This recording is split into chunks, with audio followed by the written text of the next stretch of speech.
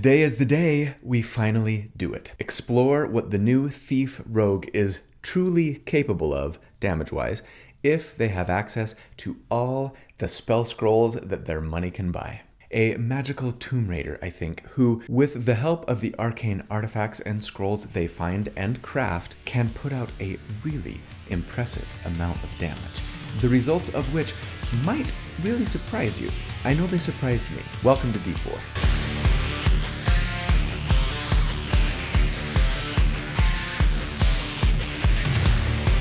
Hey everybody, so here at D4 every week I take a deep dive into character builds for my favorite role-playing games. I like to crunch numbers about them, I like to theorycraft about them, not so that I can tell you the definitive right way or best way to play a character, but to explore one potential way to build something, in the hopes of creating a character that's both really fun but also really powerful to play. So if you also enjoy creating characters for your favorite role-playing games, or if you're just into theory crafting, or if you're looking for tips or ideas on how to build something that you're thinking about playing, then welcome home. This is where you belong, and I'm so glad you're here. So thanks for watching. My name's Colby. All right, let's talk fast hands and spell scrolls. In D&D 5.5, WotC seemed to really want to lean into the idea of the Thief Rogue being not just really good at, well, breaking and entering, but also at being this sort of expert at using magic items, among other things. And nowhere is this perhaps more apparent than in the change they made from the 2014 rules to fast hands. The ability used to make a sleight of hand check, disarm a trap, or open a lock, or use an object. But in 5.5, it got a sweet glow up. The ability now lets us still use a bonus action to make a sleight of hand check or take the utilize action, but the big addition was that now we can also take the magic action to use a magic item that requires that action. And so the speculation began. What if we got a wand of fireballs? What if we had a stockpile of great spell scrolls? And I mean, yeah, I want to know what that would look like too, right? But to date, I've been hesitant to explore what a build built around it might look like, because I kind of never really assume what magic items you might have in your campaign at your table unless you're an artificer. And I think there's a good reason for avoiding incorporating magic items in a build, since every table is different in what might be available for purchase or for crafting. But more and more these days, I'm starting to lean towards maybe bringing them into a build at least once in a while. Primarily because in 5.5, the rules are much more clear about what crafting magic items entails in gold and in time. And secondarily, because whenever I poll you all, and based on my own play experience at a variety of tables, it feels like the vast majority of tables kind of have fairly regular access to magic items of their choosing, the power of which would be gated by level, of course, whether via crafting, right, or whether via purchase. So let's take a look at what the rules say about spell scrolls now. To craft a spell scroll cantrip, we have to have proficiency in Arcana or with calligrapher's supplies, have the spell we're scribing prepared, and have 8 hours to dedicate to it, 15 gold, and any necessary materials or components. Those are some fairly manageable requirements, I think. On the other hand, the cost to buy a cantrip spell scroll is just 30 gold, assuming that you can find someone selling them. That's pretty cheap, right? Especially after we've gained a few levels. And so, yeah, I've been wanting to do a single class rogue build for my ongoing series of 2024 Player's Handbook single class builds, which is what we're doing today. Rogue is one of the only ones I haven't done yet. But every time I think about doing one, I have two thoughts. One, I kinda already did that in my very first 5.5 build, that assassin rogue that was like an expose Wizards of the Coast gave me early access for in order to create, right? There's no older content in that thing. And so even though I'd make some changes to that build if I were to do it over today, I think, based on the better understanding of 5.5 that I have now, it would largely be the same. And I'm not sure that it warrants an entire other video. But then my second thought is always, probably the hardest hitting single class rogue would be a thief with lots of spell scrolls. And so today, yeah, we're just gonna go all in on the concept. I really do want to know, how would the damage keep up to other DPR builds if we could just double True Strike every round in this way, including Sneak Attack, right? Without needing to dip into Sorcerer for Quicken Spell or anything. Could we still be a respectable rogue? Well, we're a rogue, so unrespectable? disreputable? Rogue, if we were to focus on going this route? I think the answer is yes to both. So let's build it and see what it looks like, shall we? As a reminder, before we begin, for this series, I'm using the 2024 Player's Handbook only, so we can compare it fairly to the other builds that I've done in the series so far. Since when I started this thing, the Faerun and Eberron books weren't out yet, and yeah, no multi-classing to give us the purest comparison between classes as possible. Okay, ready to jump in? I proudly present D&D build number 242, the Tomb Raider, the Truest Striker, the Book Thief, the Pink Panther. That was clever, actually. Writer's Strike, the Pen and the Sword, the Paper Cutter, the Cheat Sheet. That was a good one too. Thanks as always to all the fantastic suggestions from Discord. I think the winner this week has got to be Daredevil Dad, who came up with the Doom Scroller. Huge thanks to my good friend Randall Hampton for the fantastic artwork that he put together for the build this week. He does this every week, almost every week.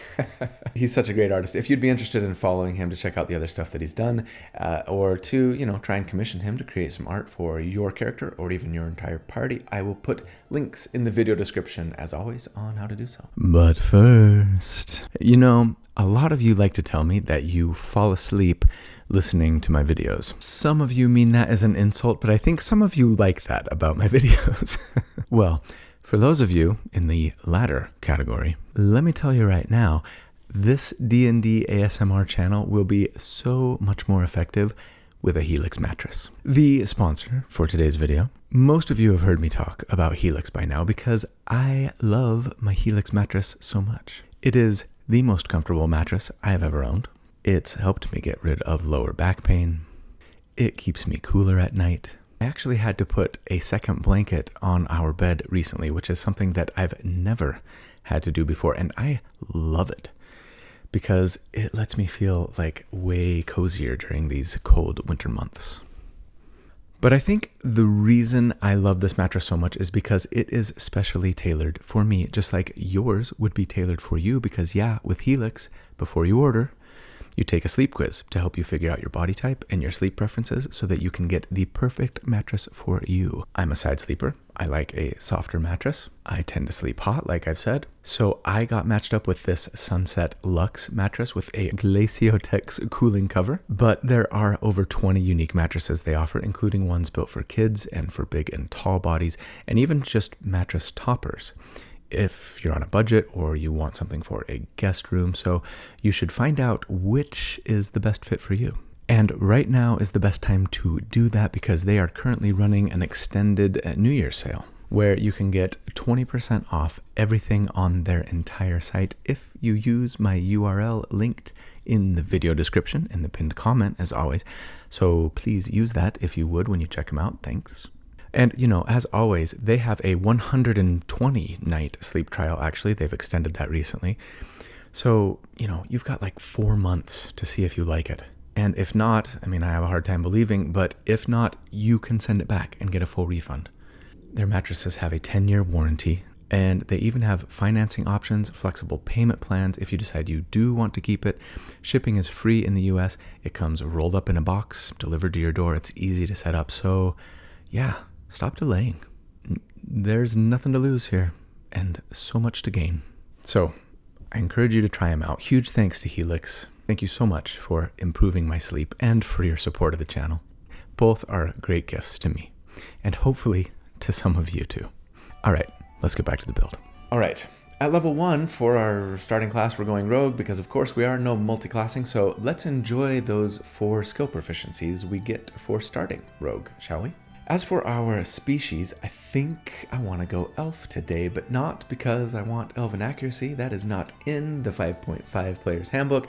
No, it's for 2 other reasons, actually. One, because if we take the High Elf ancestry here, we not only get the Misty Step spell once per day once we hit level 5, which is awesome, but we also get to learn the Prestidigitation cantrip, but then are told uniquely here for High Elf, right, that we can replace that cantrip with a different one from the wizard spell list when we take a long rest. And we, of course, would want to replace it as soon as possible with the True Strike cantrip. This spell says that we cast it as an action and as part of the spell make an attack with a weapon, but using our spellcasting ability for the hit and damage instead of strength or dexterity. I really wish it would let us choose to use that ability score if we wanted, because frankly, I would rather prioritize dexterity here for this build. Instead, for that reason, if Booming Blade or Green Flame Blade are available to you at your table, I would rather use those instead of True Strike. Plus, they get cool extra effects and do a little more damage later, right? But anyways, for us, for the build today, we're gonna go True Strike. And also, yes, the attack can do its normal damage or radiant damage, which is a nice option. And then the damage from it scales to do an extra d6 at level 5, an extra 2d6 at 11, and 3d6 at level 17. Now, there's another reason I wanted to go Elf here though, and it's because they benefit from long rests with only 4 hours of meditating. And for those of us who are trying to craft spell scrolls all the time, potentially, that might just mean that you can craft like 1 scroll a day, so long as you can get another 4 hours added on to like the beginning or end of the time that your party's hanging out in camp, right? I just figure it'll probably make it a lot more likely for us to get our crafting in daily this way. As for our background, as always, I'm hoping that you can take an old background and customize it as per the 5.5 Player's Handbook rules, or as per the 5.5 Dungeon Master's Guide, just create a custom background yourself. If not, it would be nice to have access to the Faerun book for Mulhorandi Tomb Raider, because if you absolutely have to use a pre-written background from the 5.5 Player's Handbook specifically, then we'd probably want Wayfarer. But here's the thing.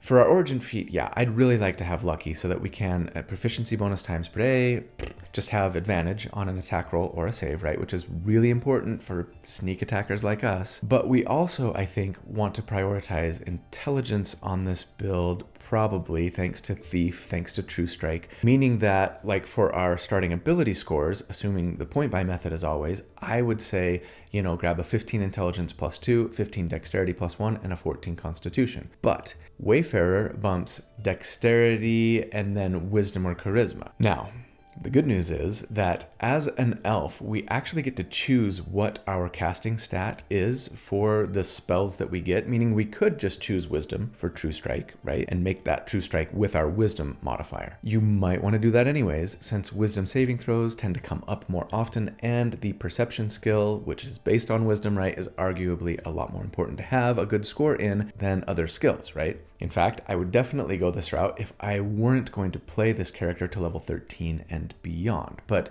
for reasons we'll get into later, yeah, if we're playing this character into late game, I'd want a good intelligence score. But one last thing, in order to scribe spells, again, we need either Arcana or Calligrapher's Tools proficiency, and rogues don't get Arcana proficiency, and neither do elves, somewhat surprisingly actually. So we've got to get it from our background, or like take the skilled origin feat maybe. But like I said, I want Lucky, so here's hoping you can do the custom thing. If not, you could take Human for your species for the extra skill proficiency of your choice. And then yeah, we'd need to grab like Magic Initiate for one of our origin feats in order to get the True Strike cantrip, right? Anyways, yeah, just figure out what's best for you based on your campaign, based on what's available, what's allowed.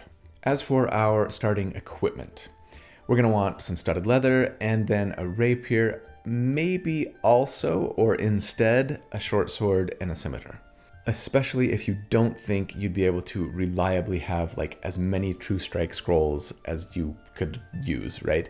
Instead, then I would for sure consider going with a 2-weapon setup, get that short sword, get that scimitar, or sure, grab them anyways, just in case you need to pull them out once in a while. Because yes, at Rogue One, we get weapon masteries, and I would say, you know, grab Mastery in the Rapier, which has the Vex Mastery, which says that if we hit with the weapon, then our next attack against that target before the end of our next turn has advantage. That's awesome. Or, sure, we could take Mastery in the Short Sword for Vex and the Scimitar for Nick, so that we can do 2-weapon fighting with light weapons without needing to spend our bonus action for the like offhand attack that usually requires our bonus action, right? I'm going to assume that we're going the Rapier and True Strike route, but maybe I'll report on the numbers for a less spell scroll dependent build in the damage report just for comparison's sake. Cool? Alternatively, of course, you could go ranged here, right? We could say grab a weapon mastery in the hand crossbow. That has Vex too. And Vex is, I think, the most important mastery for this build. The damage is slightly less than the Rapier, but not much. True Strike still works with ranged weapons. And generally it would help you stay a little safer. Maybe since we get 2 weapon masteries, we could take the rapier and the hand crossbow, and that way if they're up in your business, you pull out your sword, but if you can stay at range, use the hand crossbow. I'll just assume when I'm crunching numbers that we've got the rapier because it looks slightly better on the spreadsheets, but you do what's best for you. We also get Thieves' Cant at Rogue 1, which is the special coded language that rogues can use to send coded messages to one another, right? And then we get Expertise, which lets us double our proficiency bonus in 2 skills that we are proficient in. It's super awesome. Go skill monkeys. And if it were me, I'd probably go Perception for 1, especially if I had a low wisdom score, and then either Stealth or Sleight of Hand for the other to make us a better scout and or lockpicker and trap disarmor, right? Finally, then we get that quintessential sneak attack, which says that once per turn, no, not round, but turn. So yes, it can work on someone else's turn too if you make an attack with your reaction, right? You get to add an extra d6 of damage to an attack you make with a finesse or ranged weapon, so long as you have advantage on the attack or you have a friend standing next to your target. That damage scales with rogue level. You know which friends I would like to have standing next to my target and next to myself as well, for that matter? My channel members and patrons.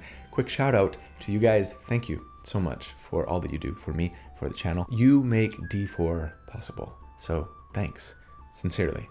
If you're not a member or a patron, I'd love it if you'd consider becoming one. In the video description down there's links to the channel member stuff and or the Patreon page. It'll explain there what perks are available to members and patrons, including access to the library of write-ups that I create for all of my builds, help you recreate them yourself a little more easily, access to the community Discord server, and access to the live monthly Q&A hangout sessions that we have. If you can't afford or don't want to, support the channel in this way, that's okay.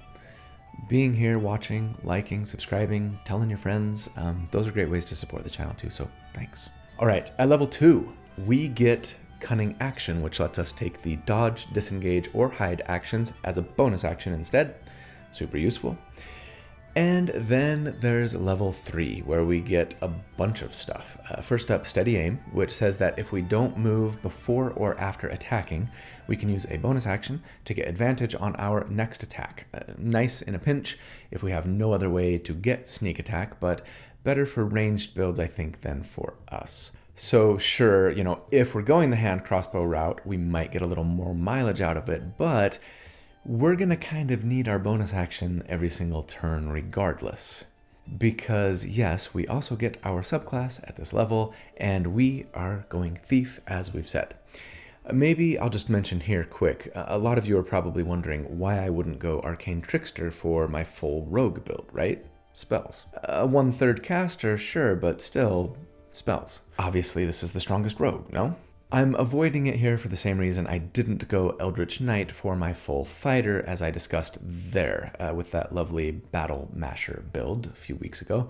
I kind of started this series with the intent to really dig into a comparison between like casters and marshals, with a particular eye to scaling on the damage front. So taking the spellcaster option on the martial class seemed like it sort of defeated the purpose of the exercise a bit.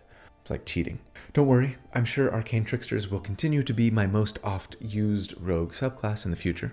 Anyways, Thieves get 2 nice features here. First up, second story work, which gives us a climb speed equal to our speed and lets us jump using our dexterity instead of our strength, like a cat, which is appreciated. But then, yes, the thing we are building around, Fast Hands, which lets us use our bonus action to make a sleight of hand check to pick a pocket, unlock a lock, disarm a trap, or take the utilize action, or even, yes, take the magic action to use a magic item that requires that action. And yes, for clarity's sake, using a scroll would require the magic action, though we need to be sure that the spell that we're casting from the scroll requires an action to cast.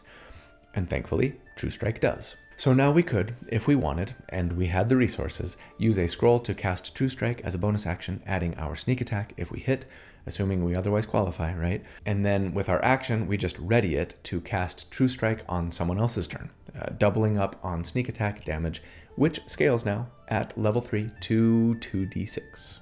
Okay, at level 4, we get our first general feat, and as much as I'd love to get my dexterity up, for damage purposes at least, I think yes, we need to prioritize our spellcasting stat. And thus, I would consider a half feat here that will let us bump our intelligence or wisdom if you went that route instead. Here are my favorite options for this build. Warcaster, so that we could cast a spell as an opportunity attack if we wanted, but more importantly, so we could have advantage on concentration checks, right? Remember, if we ready our action to cast a spell, even if it's a cantrip, we are essentially concentrating on that spell until the reaction triggers. So if we lose concentration, no true strike reaction for us. I mean, we could potentially say, I'm going to ready my action to go as soon as my turn is over. And then we're probably not going to be at risk of breaking concentration, but your DM may find that cheesy, something you're going to have to talk with them about. I would love to have telepathic as well, though. It just fits so wonderfully for us as a stealthy scout who's sneaking ahead to be able to report back to our party on what we're seeing, or like,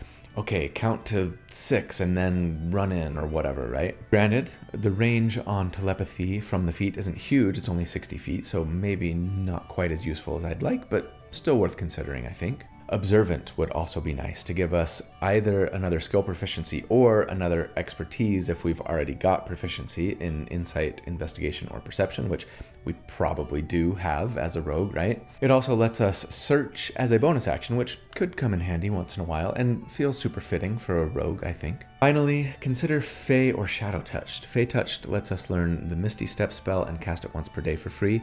We could already do that next level anyways as a high elf, but maybe twice per day is needed. As well as a first level enchantment or divination spell, which would be awesome. Shadow Touched, on the other hand, lets us learn the invisibility spell and a first level illusion or necromancy spell.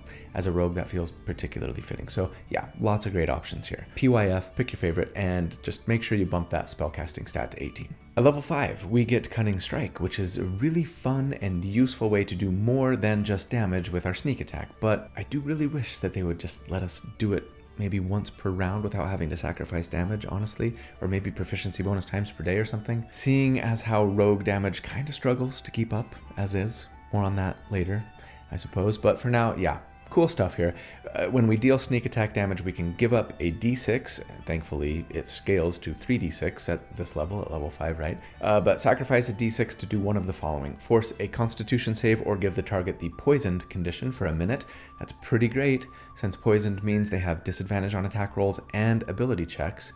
Though constitution save is a bit of a bummer, and yeah, there are a lot of monsters that are immune to the poisoned condition. Still, a nice option to have, and really potent if we can get it to stick. Or we could force a dexterity save, or they are knocked prone if they're large or smaller. It's a nice way to get advantage for us and other melee allies if need be. Or we could just spend a d6 to move up to half our speed without provoking an opportunity attack. All fun and useful options, no doubt. We also get Uncanny Dodge here, which lets us have the damage of a single attack against us, though alas, it requires our reaction, and I'm hoping we'll typically be making attacks with that reaction, right? So we might have to choose between that and this, which is a big blow to our survivability. Don't forget, we do get that first bump to True Strike here at this level as well. It now does an extra d6 of damage when we hit with it. At level 6, we get Expertise round 2. So 2 more skills now that we get to choose to have expertise in. And I would probably grab one of like Stealth, Perception, or Sleight of Hand that I didn't get at level 1. And then I think probably Investigation for the second pick here. That seems to be called for a lot if like you're trying to figure out how to disarm a trap, for example. But I can see Acrobatics here, or maybe Persuasion, which, you might make great use of by next round, especially. More on that in a second. For now, though, at level 6, it is time for our first damage report. So let's talk about what I would hope combat would look like for us at this level. It's really pretty straightforward. You run up to your target, you whip out a spell scroll and cast True Strike as a bonus action, thanks to fast hands. Making an attack with our rapier or sure our hand crossbow. I would use a luck point to get advantage if I had one available, I think. But you would then ready your action to repeat True Strike against that same target, maybe as soon as your turn is over, like we've said, right? Or maybe like as soon as they move an inch or say or do anything, etc. Work it out with your DM what an appropriate trigger for your reaction might be in this case. Assuming we hit with the attack on our turn, we should have advantage on our reaction as well, right? Thanks to Vex. with each True Strike casting dealing 1d8 for our Rapier, plus 4 for our Intelligence or Wisdom, plus 1d6 for True Strike, plus 3d6 for Sneak Attack, assuming we weren't using Cunning Strike, which we absolutely could and potentially should do, but just exploring the limits of what's possible, damage-wise, as always, for a total per round of 2d8 plus 8d6 plus 8. And after that, we just rinse and repeat, right? Assuming we could keep it up for 4 rounds over an entire 4-round combat encounter, on average, against enemies with a 10 AC, we would do 48 damage per round, and against a 15 AC, it would be 43 DPR. And, you know, that's pretty dang respectable. Compared to other DPR builds that I've done to date, that's like middle of tier 1. And we are a full rogue. Dang. And compared to other single class builds that I've done so far, that's below the full fighter and barbarian, but beating out everyone else for single target damage at least, and that feels awesome. But let's tap the brakes a little bit here, shall we? How many combat encounters per day are you having? How many spell scrolls do you have stored up? You can only make 1 a day yourself at most. And even if you could buy enough to use like 4 of them per day, you know, if we craft 1 and can buy 3 more, that's over 100 gold per day we're talking. And that's just for 1 combat encounter. So, okay, maybe you just save those scrolls and you only use like 1 per combat encounter, like on the first round for a little extra burst damage. And then on the other 3 rounds, you're just making a couple of weapon attacks with a short sword and a scimitar. Heck, let's even say that you decided to get the dual wielder feat at level 4 and bump your dexterity instead, so that you can make 3 attacks with your weapons if you used your bonus action, right? Thanks to Nick and the dual wielder feat. Though 2 of them would be without adding your dexterity modifier to the damage, since rogues don't get fighting styles, right? And thus no 2-weapon fighting style, yeah? In that case, with like 1 round of double True Strike and then 3 rounds of just 3 weapon attacks, which probably feels a lot more sustainable, especially with a typical level 6 stockpile of gold, right? We'd be doing about 32 DPR against a 10 AC and 30 against a 15, and that is pretty bad when compared with other DPR builds at least. Bottom of tier 3, and the worst to date of all the single class builds I've done. So just how good this actually is going to depend a lot on how generous your DM is, right? And I don't love that, if I'm being honest. But I think it's good information to have regardless. The good news is that, yeah, we're a full rogue, meaning we are a fantastic skill monkey, an expert scout and infiltrator, and that aspect of our character is about to get a massive boost. Because at level 7, we get not only evasion, right, which will do wonders for our survivability, letting us take no damage if we make our dexterity saves against fireballs and the like, and half damage on a failed save, but we also get reliable talent. And you know what? I'm going to say it. As the rogue exists today in D&D at least, this might be the rogue's best feature. Depending on your table, of course, but it is so good. I'm going to discuss more on why I kind of think this is their best feature in the final thoughts. But for now, let's just explain that from here on, if you make a skill check for a skill that you're proficient in, anything you roll that's lower than a 10 is just a 10. So your persuasion check, where you have a -1 thanks to your crappy charisma, if you're proficient in persuasion, you can't get lower than a 12 now. And that perception or investigation check, where you took expertise, never lower than a 21, depending on what ability score you prioritized. This just makes us almost foolproof when we're in exploration or social mode for our most important skills, and it's pretty amazing. Don't forget, Sneak Attack gets another bump here to 4d6. Alright, at level 8, we get another feat, and as much as I'd love to have all of the feats that I mentioned at level 4, right, I also really want to get my dexterity up for our armor class, for our initiative, for all of our roguish skills, not to mention, like, if we do have to use 2-weapon fighting. So I think I probably cap my intelligence or wisdom here at 20 so that I can start working on dexterity in a couple levels. Alternatively, sure, feel free to bump dexterity now if you really want. Or even take one of the previously mentioned feats instead, and then yet another one next time to cap our spellcasting stat, right? All right, at level 9, as a thief, we get Supreme Sneak, which gives us another Cunning Strike option, Stealth Attack. By giving up a d6 of our sneak attack now, we can essentially stay hidden if we were already hidden when attacking, so long as we end the turn behind 3/4 or full cover. It's It's kind of weird and super specific, right? This works a lot better if you're going the hand crossbow route. I mean, for a certain hide and attack playstyle, it's pretty great, but for the rest of us, it's pretty worthless. So yeah, not a huge fan personally, especially considering that we've waited 6 levels for a rogue subclass feature. This is honestly one of the worst things about rogues, that huge gap, right? And I feel a huge soapbox moment coming on, but no, I think I'll resist it and just keep moving forward. Sneak attack gets a bump to 5d6 here, and just in time for our next damage report at level 9. Since last check, we've seen 2 bumps to our sneak attack damage, which, since we're theoretically getting it twice per round, is really nice. We've also capped our spellcasting stat, right, that we're using for True Strike, but beyond that, we've just seen loads of utility and defensive buffs, which are always appreciated. But now, averaged over a 4-round combat encounter against enemies with a 10 armor class, we would do 66 damage per round, and against a 16, it would be 60 DPR. And this keeps us roughly in the same place compared to other sustained DPR builds that I've done to date, squarely in tier 1, and compared to other single class builds I've done so far, middle of the pack, beating out the monk and the ranger, but losing out now to the fighter, the barbarian, and the sorcerer, not surprisingly, as their damage has really started scaling, right? But yeah, I mean, turns out sneak attack scales pretty nicely when you can get it twice per round. But of course, how sustainable this truly is another matter entirely. So if we were to just be dual wielding here, like rounds 2 through 4, right?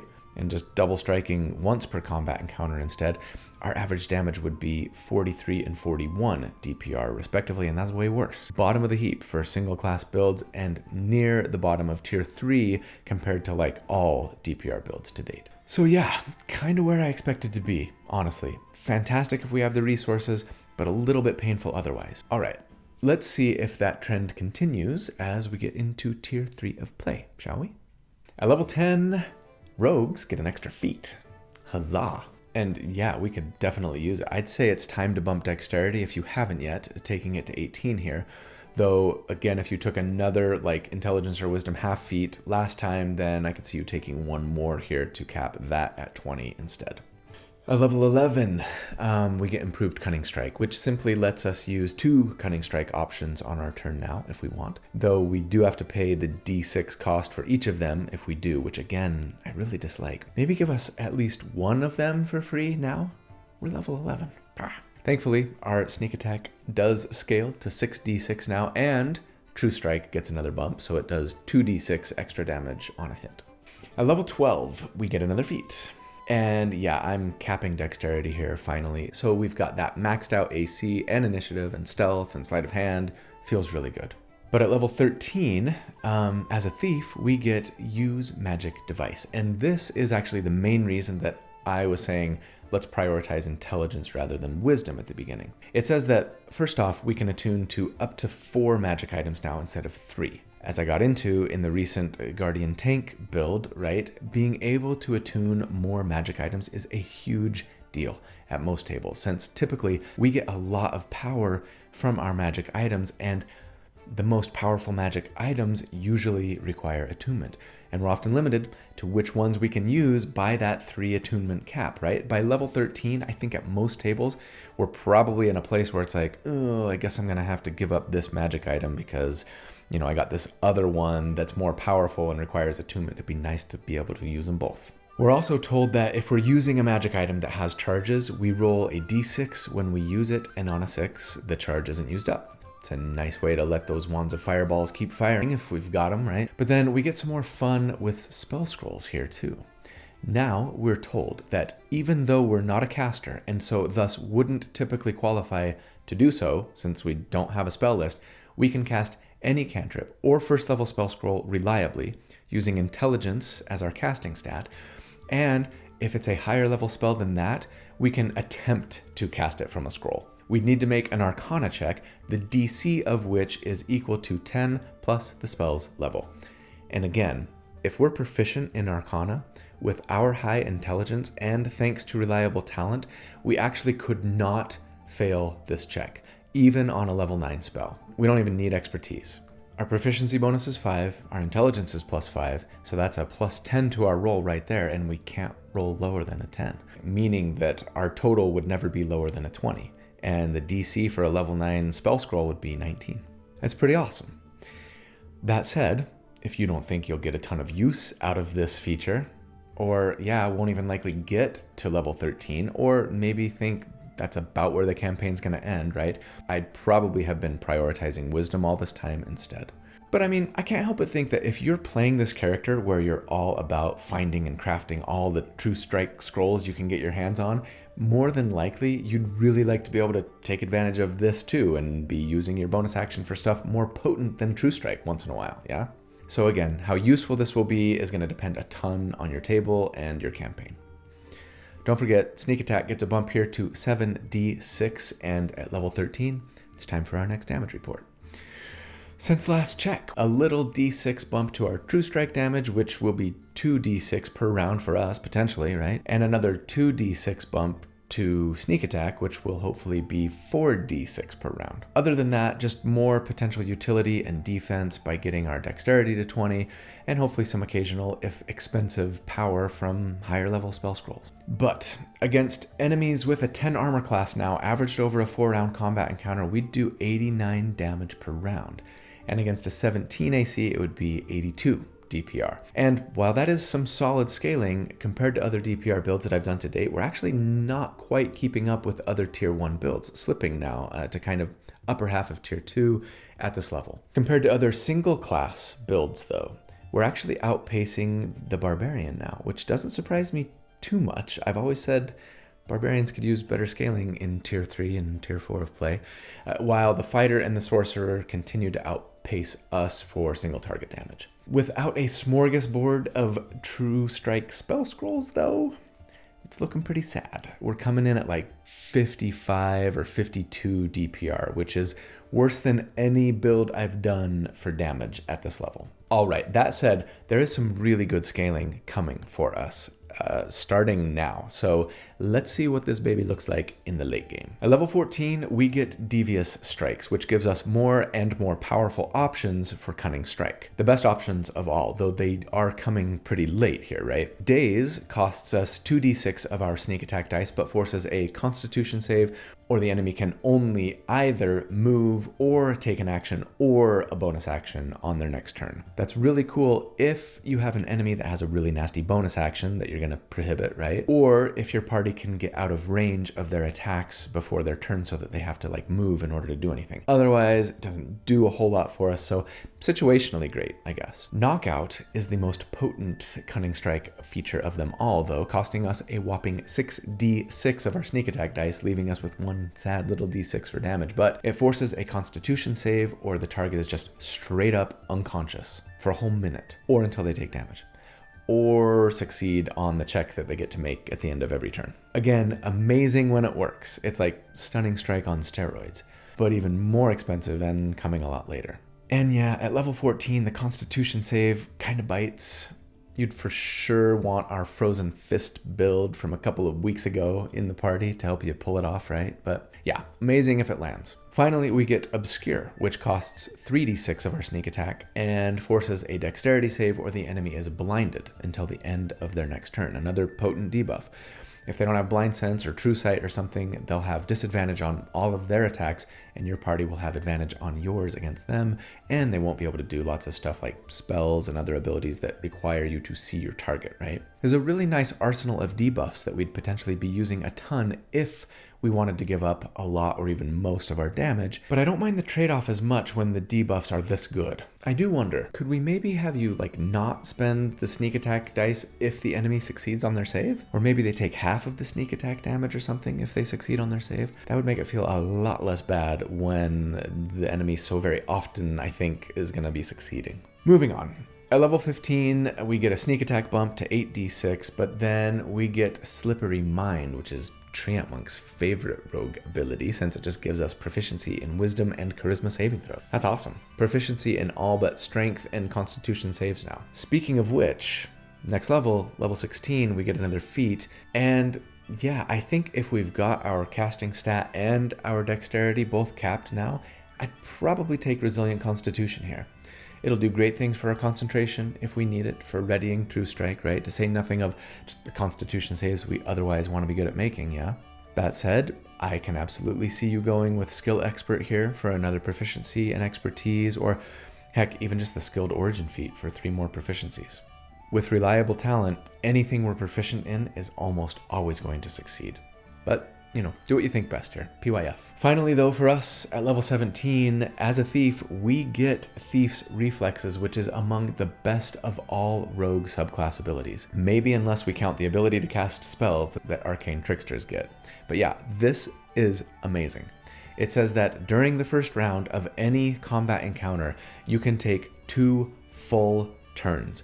Not just 2 actions like we'd get via Action Surge, right? But 2 whole turns, which would include movement, action, bonus action, and even a second reaction if you could trigger 1 after each of your turns, right? So yeah, it's pretty amazing. We have a -10 to our initiative on the second turn, but still, it's so good. And it's going to lead to a pretty fantastic round of burst damage, which will do nice things even for our 4-round combat average. Don't forget, we get our final bump, for us anyways, to Sneak Attack, 9d6 now, and to True Strike, which is going to do an extra 3d6 when we hit with it. That's a total of an extra 12d6 when we land a True Strike attack. And so yeah, this brings us to our final damage report. Since last check, we've just seen another bump to True Strike damage, 2 more bumps to Sneak Attack, an entire extra turn on round 1 of our combat encounter, and some really nice debuffing control options, as well as some pretty potent defensive buffs. This final tier has been really good to us, if we're being honest. But averaged now over 4 rounds, against enemies with a 10 armor class, we would do 140 damage per round. And against 18 AC, it would be 128 DPR. Woof! Broke that century mark, more than a 50% increase over last check. That's some scaling. What a difference a good subclass capstone can make, right? For the record, if we had the True Strike scrolls to burn, we would be doing about 220 damage on round 1. That's solid. Anyways, compared to other DPR builds to date, this would put us back into tier 1, near the bottom of tier 1, but still awesome. And compared to other single class builds, we're beating all of them for single target damage now at this level. Even the Sorcerer, if only by a nose. And that feels pretty awesome. And it still might be a little bit unrealistic. I mean, I don't know. We're level 17 now. We've got gold coming out our ears at this point, right? Like, as long as we can find a place to sell us 1,000,000 True Strike scrolls, we could probably buy them all. Or heck, maybe we could hire a level 1 wizard to just be a camp follower and scribe scrolls for us all day. I don't know. It feels a lot more feasible to me now than it did at level 6. I guess I'll just say that. But if we can't spend limitless True Strike scrolls, but maybe we could get like 4 of them off on that opening burst round, right? Switching over to 2-weapon fighting afterwards, our sustained DPR is more like 90. And even that is a lot more respectable, kind of bottom of tier 2, top of tier 3 by comparison. And sadly, even then, beating out that poor single class monk build at this level, right up there. I know, you guys, monks are much better now, and they still have late game scaling issues. I'm gonna keep saying it.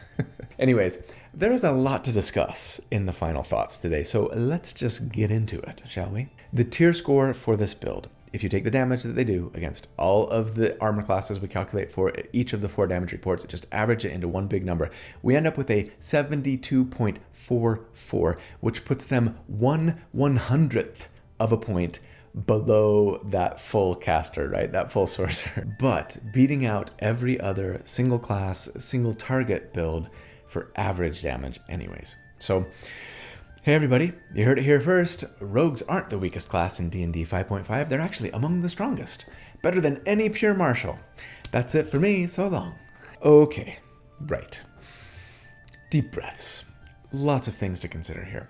First of all, yeah, if we only had the resources to pull off our double True Strike trick once per combat encounter instead of every single round, and we're otherwise relying on 2-weapon fighting, that tier score is 50, which is below most builds that I've done to date for damage and worst of all of the single class builds, though the monk is only beating them by a hair on average. Monk was a lot stronger at early levels, I'll admit, and then just weaker at the end, right? So yeah, if gold and magic scroll shops and or tons of downtime are super abundant in your campaign, then you can ideally do really solid damage as a pure thief rogue. But let's consider the hoops that we're jumping through here, right? Not just the resources for the scrolls or the time to craft them, right? But I mean, we're giving up our reaction on every single round. That means we're never using Uncanny Dodge, an important survival tool in the pretty squishy rogue's arsenal. Especially for this rogue who delayed dexterity in favor of their casting stat and were thus sitting on a pretty paltry AC for most of the game. Maybe we should have been going with the hand crossbow, right? Again, I'd vastly prefer this kind of tactic if we could use booming or green flame blade and thus focus on dexterity and have a higher AC as a result, among other things. But in the end, my big takeaway from this exercise is that my suspicions are confirmed. The way they're written, rogues just don't do enough damage. They don't.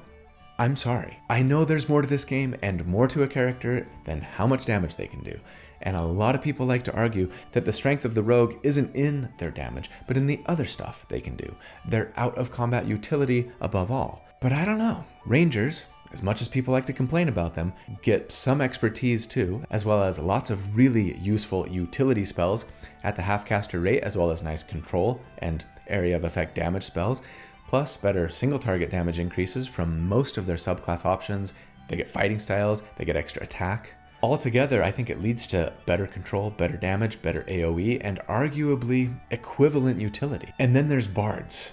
Full casters, just as many expertises, incredible control and utility options via spells, plus support in the form of inspiration, heals, and probably better damage if you spec for it via the Valor Bard route, or better yet, the caster route. And I mean, the thing is, for most of this character's career, if they could double up on sneak attack every round, they were, I think, in just about the right place, damage-wise. A little bit behind the fighter and barbarian. That's okay with me, considering their better utility, though, to be fair, fighters and barbarians bring plenty of utility now too in 5.5. The rogue still generally outshines them here, I think. But I mean, I have to believe that for the vast majority of tables and adventuring days, having access to all those scrolls so we can just do this every round isn't too realistic. So here's my hot take to fix rogue damage. Probably not so hot a take, maybe a medium take. I think they should get an extra d6 of sneak attack damage at every single rogue level. Or, alternatively, their sneak attack die should increase as they gain rogue levels. Change them to d8s at level 5, d10s at level 11, and d12s at level 17. But then only let sneak attack work once per round.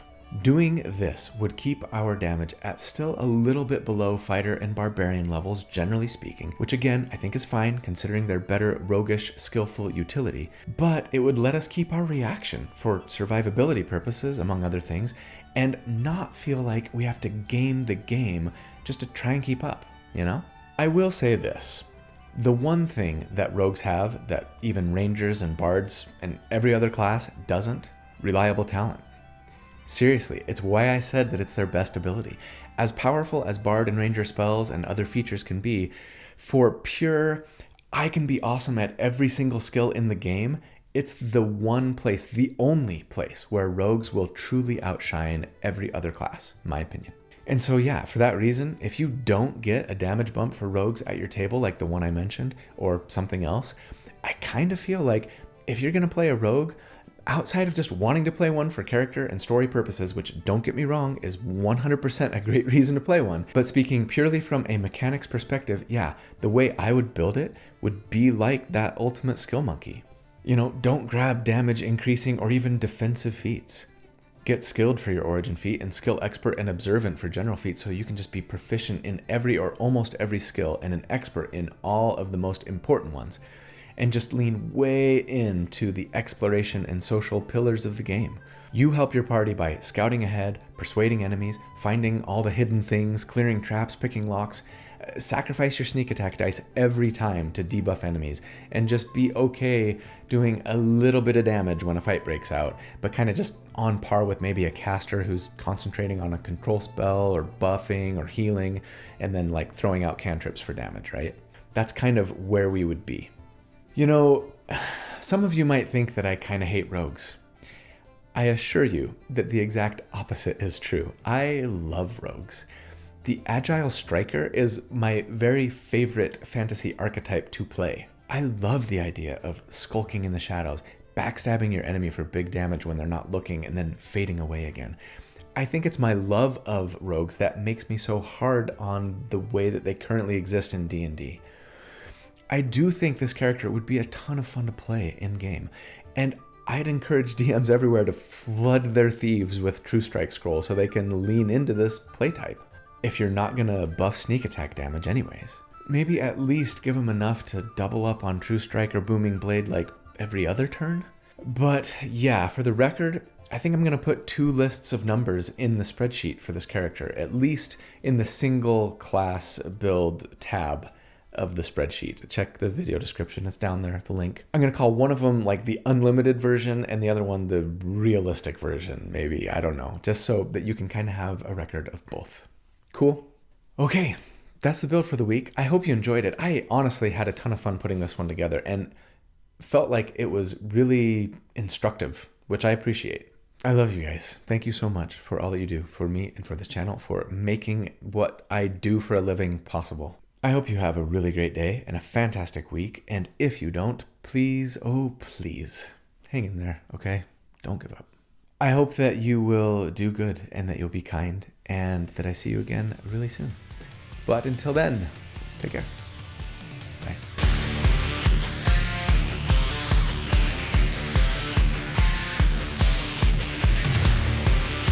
Who is this man? What sort of devil is he? To have me caught in a trap and choose to let me go free? It was the hour at last to put a seal on my fate, wipe out the past and wash me clean off the slate. All it would take was a flick of his knife. Vengeance was his, and he gave me back my life. Damned if I'll live in the debt of a thief. Damned if I'll yield at the end of the chase. I am the law, and the law is not mocked. I'll spit his pity right back in his face. There is nothing on earth that we share. It is either Valjean or Javert. How can I now allow this man to hold dominion over me? I've been trying to think of a song that has the word thief in it. And I can't not go to Les Mis. I mean, let's be honest. I think Broadway musicals probably my default mode anyways. So, yeah, I've been struggling to do anything other than Javert, which is kind of I think if I have a dream role that suddenly I was going to be called on to do on Broadway or even at the regional theater down the street, it would be that one. My buddy had a birthday party last week, his 50th, and we were at like a karaoke bar kind of thing, and it was a lot of fun. And yeah, I did get up on stage and sing, and I sang stars from that musical from Javert. It was a lot of fun. I think it went pretty well, if I'm being honest. With calligraphy or with a glaciotex. Say it with me. Maybe since we get two weapon. So, or maybe as soon as you're. If you're proficient if you're proficient, we and yeah, I'd